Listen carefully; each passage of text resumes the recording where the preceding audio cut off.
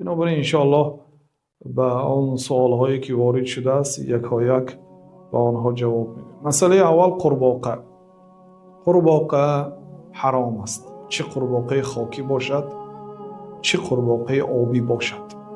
در حدیثی که امام ابو داود و نسائی و ابن ماجه و امام احمد رحمت الله علیه در مسند خود روایت کردند، حدیث صحیح است. عبدالرحمن ابن عثمان نقل میکند که یک طبیب پیامبر صلی الله علیه وسلم را آید گوشت قورباغه پرسان کرد که یجعلها فی دواء، در دوای خود استفاده میکرد است از جرم قورباغه، از گوشت قورباغه.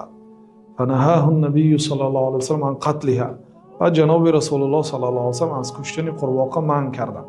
قاعده مقرر در شریعت این است که ما نهی عن قتله فلا یجوز اکله.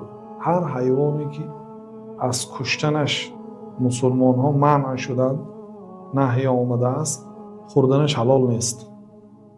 کدام حیوان اگر شریعت نکش گفته باشد، این دلالت می‌کند که خوردن اون حیوان حرام است، از جمله قورباغه. مادامی که پیامبر صلی الله علیه و سلم از کشتنش منع کردن، این دلالتی واضح و روشن میکند که قورباغه حرام است.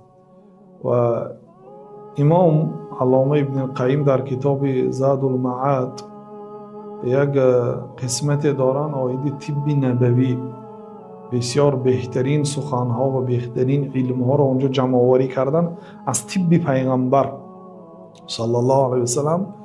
اونجا گفتن که الضفدع قورباغه، بعد از آن آیه قورباغه یک چند نقل کردن. از جمله گفتن که قال الامام احمد الضفدع لا يحل في الدواء. امام احمد رحمت الله علیه گفتن که قورباغه حلال نیست استفاده بردنش در دوا. و ببینید اگر در دوا استفاده بردنش ممکن نباشد، در غیر دوا به طریق اولا ممکن نیست. نهى رسول الله صلی الله علیه و سلم عن قتلها. یعنی این سخن امام احمد است، گفتن که پیامبر صلی الله علیه و سلم از کشتن قورباغه منع کردند.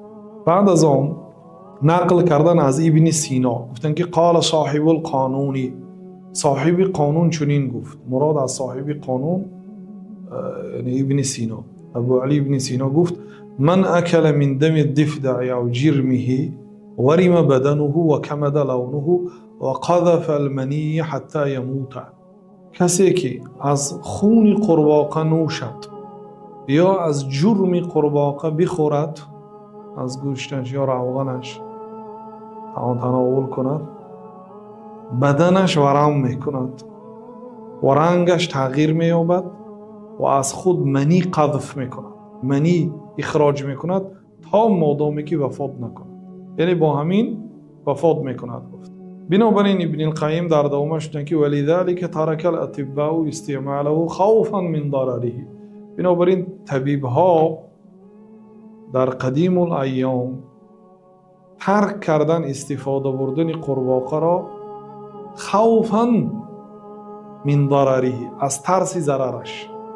مادامی که ضرر داره چی دکر، بیچاره بیمار با بیماریش زیاد میشه، ترک کردن. و هی نوعانی، قورباغه دو خیل میشه گفتن، ترابیتون و مائیتون، آبی و خاکی. و ترابیت یقتل اکلها، و قورباغه خاکی کسی که اگر او را خورد هلاک میشد، یعنی او خورنده خود را میکشد. در کتاب زاد المعاد.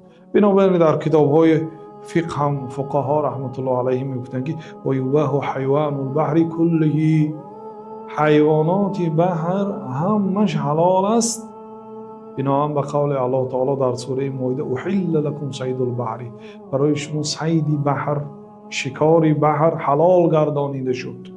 یعنی این آیت خاص به بحر علاهیده آیت آمد، الا الضفدع، غیر قورباغه گفتند. همه حیوانات بحری حلال است غیر قورباغه، لانها مستخبثه، چون قورباغه خبیث هست، گفتند پلید هست و این چون نفسا او را خبیث میشمارد. بناهن به این دلیل هایی که در بالا ذکر کردیم، خوردن گوشت قورباغه اگرچه آبی باشد هم حرام است. والله تعالی اعلم.